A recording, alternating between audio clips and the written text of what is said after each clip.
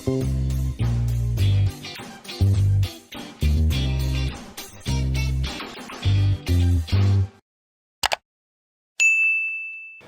எல்லாரும் எப்படி இருக்கீங்க? Welcome back to chef Deena's kitchen. இன்னைக்கு நம்ம கிச்சனில் பார்க்க போது கருவேப்பிலை சாதம் எப்படி பண்ணுறது பார்க்க போகிறோம். இதோட உருளைக்கிழங்கு பொரியல். உருளைக்கிழங்கு பொரியல் யாரும் வீட்டில் பண்ணுவீங்க, ஆனால் இன்றைக்கி நம்ம பார்க்க போகிற உருளைக்கிழங்கு பொரியல் கொஞ்சம் காரசாரமாக இருக்க போகுது.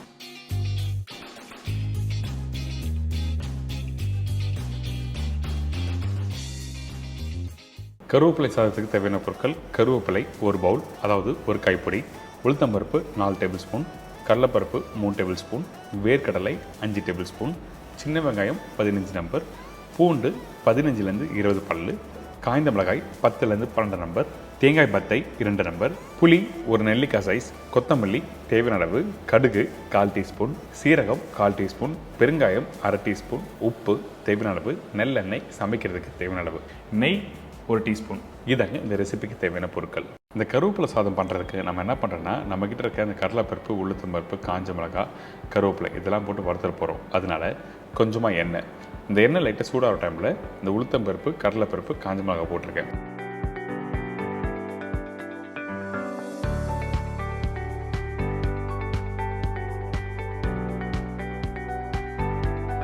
இந்த உளுத்தம்பருப்பு, கடலைப்பருப்பு லைட்டாக வறுத்து வர டைமில் நம்ம என்ன பண்ணுறோம், கருவேப்பிலை போடுறோம். இந்த கருவேப்பிலை 1 கைப்பிடி போட்டிருக்கேன், அதாவது ஒரு பெரிய பவுல் சைஸ் அளவுக்கு. இது போட்ட பிறகு நம்ம வறுக்க ஆரம்பிக்கிறோம்.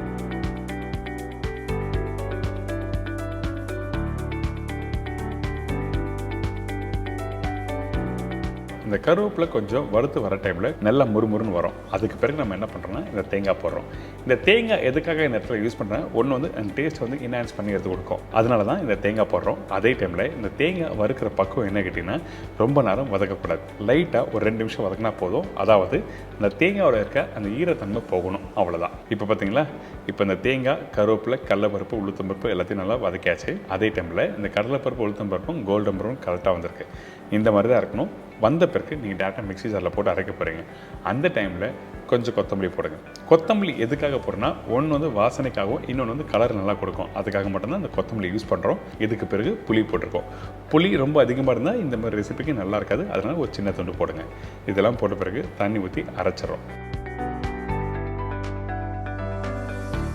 அரைக்கிற பக்கம் என்ன கிட்டனா, ஒரு 80 to 90% அளவுக்கு அரைச்சிருங்க. ஃபைன் பேஸ்ட்டாக அரைக்கக்கூடாது.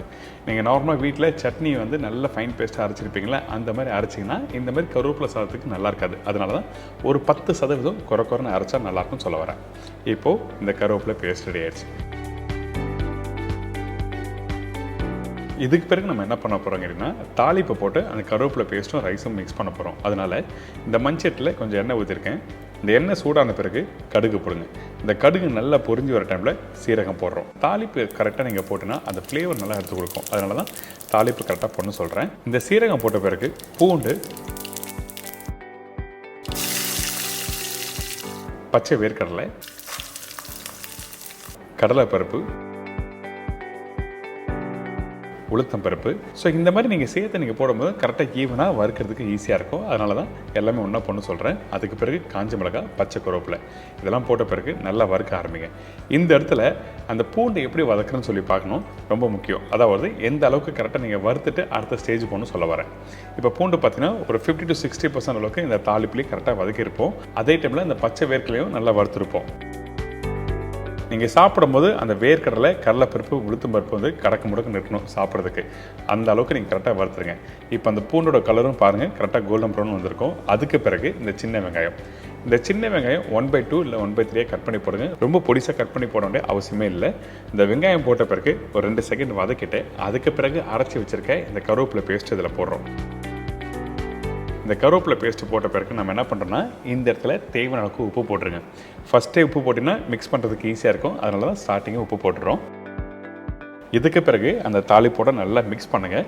இந்த இடத்துல கொஞ்சம் கெட்டியாக இருக்கும். சில பேர் கொஞ்சம் லைட்டாக தண்ணி ஊற்றி டைல்யூட் பண்ணலாமல் கேட்பாங்க. அப்படி பண்ணக்கூடாது. இந்த மாதிரி வெரைட்டி ரைஸுக்கு கொஞ்சம் திக்காக இருந்தால் தான் நம்ம மிக்ஸ் பண்ணுறதுக்கு நல்லாயிருக்கும். இதுக்கு பிறகு பெருங்காயம், அதே டைமில் பொன்னி ரைஸும் போட ஆரம்பிக்கிறோம். இந்த மாதிரி ரெசிபிக்கு வந்து பொன்னி ரைஸ், அதாவது பாயில் ரைஸ் தான் நல்லாயிருக்கும். சில பேர் பாஸ்மதி ரைஸ் போடலாமல் கேட்பாங்க. கண்டிப்பாக யூஸ் பண்ணக்கூடாது. பச்சை ரைஸ் கூட சாப்பிடலாம். ஆனால் நீங்கள் பாஸ்மதி ரைஸ் யூஸ் பண்ணால் இந்த மெத்தடுக்கு கரெக்டாக நல்லா இருக்காது சொல்ல வரேன். அவ்வளோதான் விஷயம்.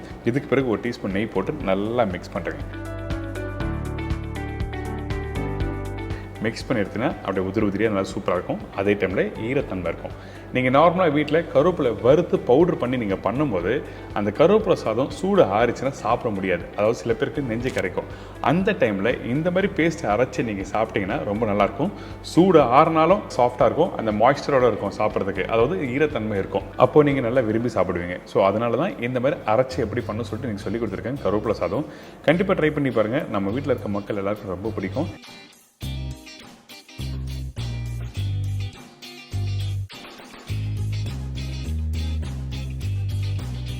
இது தொடர்ந்து உருளைக்கிழங்கு பொரியல்.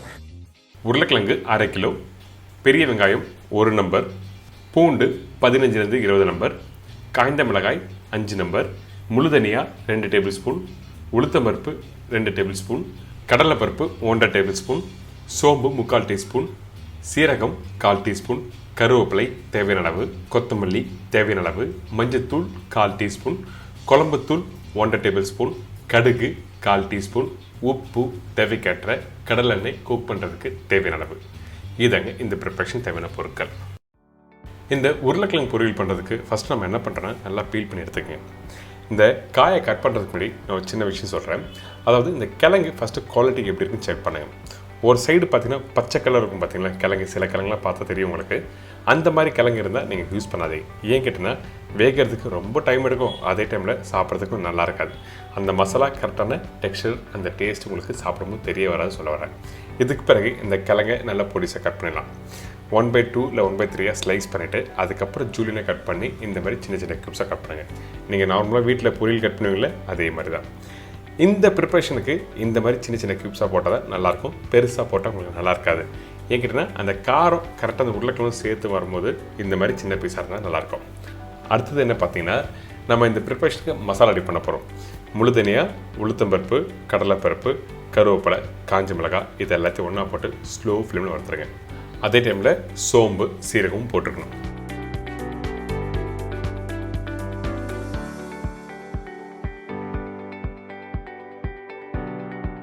நீங்கள் இந்த மசாலா வறுக்கும்போது கொஞ்சம் கருவேப்பிலை தாராளமாக நீங்கள் போடலாம், சரிங்களா? கருவேப்பிலை போட்டால் நீங்கள் வறுத்து நீங்கள் அந்த பவுடர் பண்ணி நீங்கள் அந்த உருளைக்கிழங்கு மிக்ஸ் பண்ணும்போது உங்களுக்கு டேஸ்ட் நல்லாயிருக்கும். அதனால தான் வந்து கருவேப்பிலை தாராளமாக நீங்கள் போடலாம் சொல்கிறேன். இந்த மசாலா வந்து நீங்கள் வறுக்கும்போது ஸ்லோ ஃப்ளேமில் நல்லா வறுத்துருக்கணும். ஏங்கிட்டல அந்த கடலைப்பருப்பு, உளுத்தம் பருப்புலாம் நல்லா ஸ்லோ ஃப்ளேம் வறுக்கும்போது கடக்க முடக்கன்னு இருக்கும் சாப்பிடும்போது. அதனால தான் எந்த அளவுக்கு ஸ்லோ ஃப்ளேம் வறுக்கணுங்களோ வாசனை நல்லாயிருக்கும், சாப்பிட்றதுக்கும் நல்லாயிருக்கும்.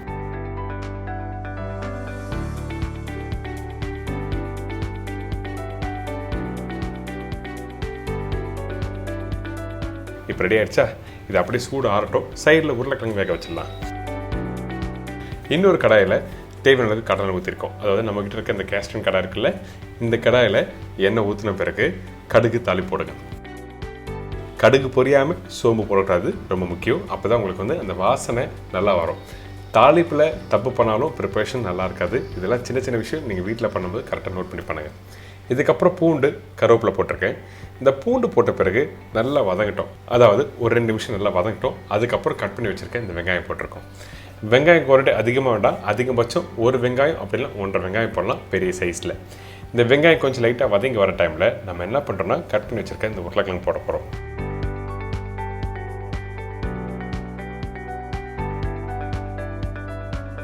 இப்போ இந்த கிழங்கு போடுறோம்ல, இந்த கிழங்கு போட்ட பிறகு அந்த தாளிப்போட நல்லா மிக்ஸ் பண்ணுங்கள். அந்த கடுகு, சோம்பு, கருவேப்பிலை, வெங்காயம்லாம் போட்டோம்ல, அந்த தாளிப்போட ஃபஸ்ட்டு நல்லா மிக்ஸ் பண்ணணும். மிக்ஸ் பண்ணி முடித்த பிறகு உப்பு தேவையான அளவுக்கு, அதுக்கப்புறம் குழம்புத்தூள், மஞ்சத்தூள் யூஸ் பண்ணுறோம். குழம்புத்தூள் 1 டேபிள் ஸ்பூன் யூஸ் பண்ணியிருக்கேன். உங்களுக்கு குழம்புத்தூள் எப்படி பண்ணுறது சொல்லி அதோட வீடியோ நான் கொடுத்துருக்கேன். வேணும்னா அதோட லிங்க்கு கீழே இந்த வீடியோவில் கொடுத்துருக்கோம், செக் பண்ணிக்கலாம்.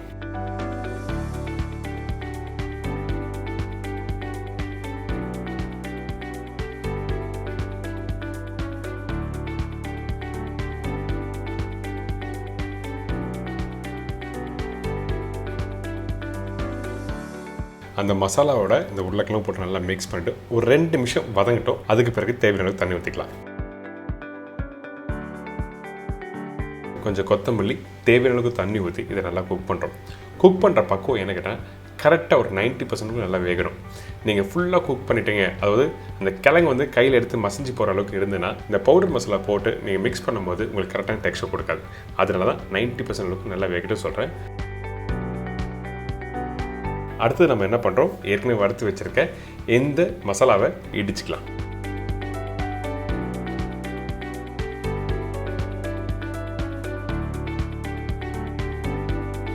உங்கள் வீட்டில் இந்த மாதிரி இடிக்கிறதுக்கு கல் இல்லைன்னுச்சுன்னா அந்த டைமில் மிக்ஸி யூஸ் பண்ணிக்கலாம்.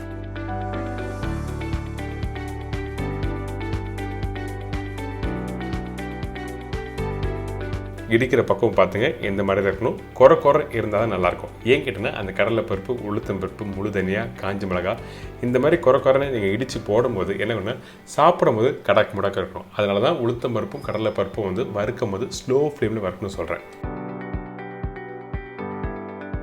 உங்களுக்கு ஆப்ஷன் கொடுத்துருக்கேன். அப்படி இடிக்கிறதுக்கு கஷ்டமாக இருக்குது, இல்லை எங்கள் வீட்டில் கல் இருந்துச்சுன்னா அந்த டைமில் மிக்ஸி யூஸ் பண்ணிக்கலாம். மிக்ஸி யூஸ் பண்ணும்போது ப்ராப்பராக இருக்கணும். ரொம்ப நேரம் அரைச்சிங்கன்னா பவுடர் ஆகிடும். பவுடரை அரைச்சி நீங்கள் போட்டிங்கன்னா நல்லா இருக்காது, குறைன்னு தான் இருக்கணும். அதனால தான் உங்களுக்கு 2 ஆப்ஷன் கொடுத்துருக்கேன். இப்போ இந்த காயம் நல்லா வெந்து வந்திருக்கு. இந்த இடத்துல நம்ம என்ன பண்ணுறோம், ரெடி பண்ணி வச்சுருக்க அந்த பவுடரை போட போகிறோம். அதுக்கு முன்னாடி இந்த கிழங்கு கையில் ப்ரெஸ் பண்ணி காமிக்கிறேன் பாருங்கள்.